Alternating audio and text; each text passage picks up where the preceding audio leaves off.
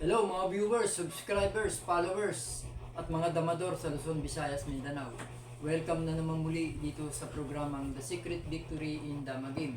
Ngayon mga kadama, part 2 na tayo ng 116 versus 115 to 14. Natapos natin yung part 1 at maganda naman yung naging resulta.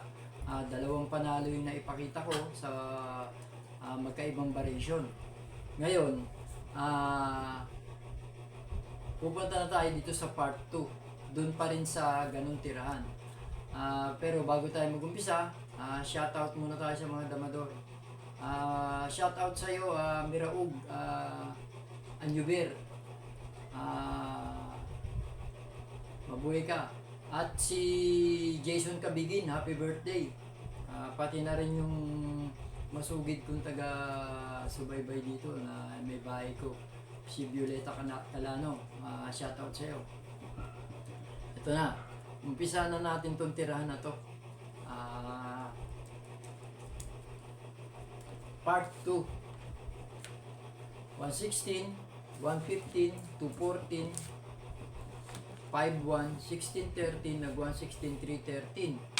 Kumain tayo 15-3, kumain siya ng 13-1, kain tayo 6-16, kain siya ng 7-1. Sinayangan natin ng 10-5, 8-3 siya, 5-15, 3-13, 14-15 ang tinira natin dito. 11-7 siya, nag 2-15 tayo.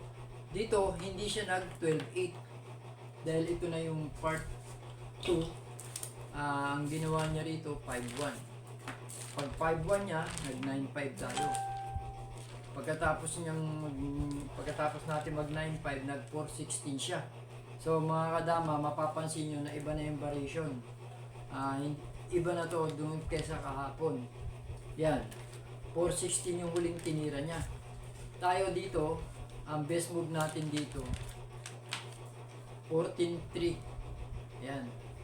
Pag ilag niya rito, hindi tayo kailangan magnakaw dyan. Bababa lang tayo sa 3-8. Yan. Pagbaba natin ng 3-8, marami na siyang posible itira. 2-14, 9-5, 2-15. Yan. Kung mag 2-15 siya, magpa 5-1 lang tayo. So kung magna 9-5 siya, pwede na tayo mag 7-2. Yan. Position tayo, lamang tayo rito. Kung sakasakaling mag 9-5. Pero kung hindi naman mag 9-5, ito ang itinira. 16-14. Ang best move natin dito, 11-6. Yan. So marami na siyang binabawal na tira dito. Pag ito ang itinira niya, 6-2, 4-16 lang tayo. Yan. Pag 9-5, meron na tayong pagdadaan ng panalo. Pag 10-6, pangalawang pagdadaan na nating panalo. So dito, meron na siyang maling ititira dito.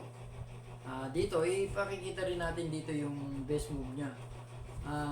Yan, 9-5, 10-6, so dalawang panalo na tayo.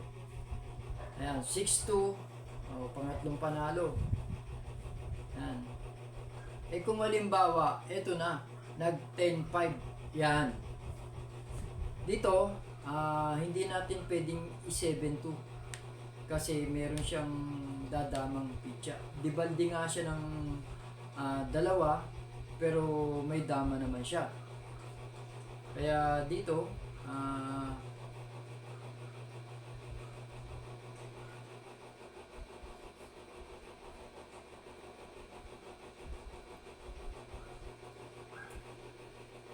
ang best move natin dito, 6-2 lang. Yan. Pagkain niya ng 14-6, kain tayo ng balik. Dito, dalawa ang pagpipilian niyang kain. Pero kahit na ano yung ikain niya dito, pabor pa rin sa itim. Kumbaga, hindi tayo madidihado sa posisyon. Kesyo mag 13-1 siya, kesyo mag 15 15-1, okay lang. O halimbawa, nag 13-1 siya, di kumain tayo ng atras. Yan.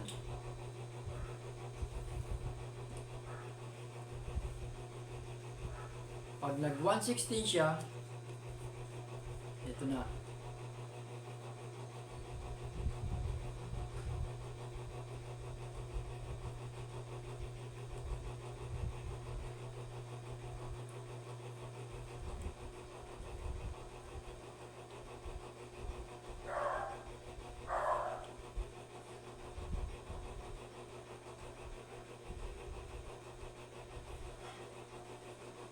Pwede na natin siyang dalawain. Ibig sabihin lang, sasabugin na natin yung pitya. Ayan.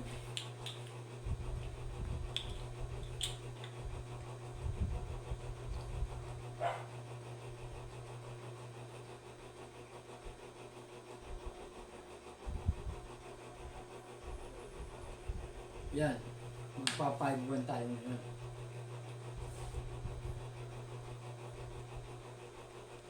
Siya, pwedeng sumubo, pwedeng mag 9-5, pwedeng mag 2-14.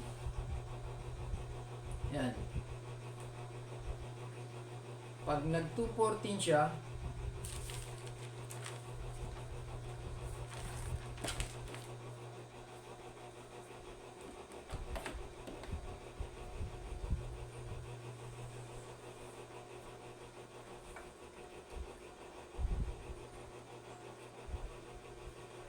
(11-7) tayo.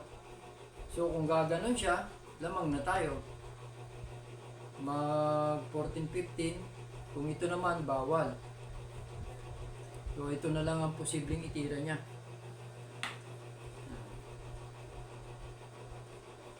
Tayo naman susubo lang ng 7-3. Yan, kakain tayo ng 12-2.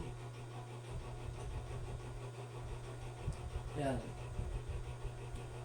Pag tira niya ng 5-4, talo na siya. Ito naman, 5-1, di susubo rin tayo.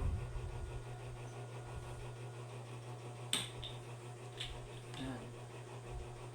So kung titira siya dito, yan.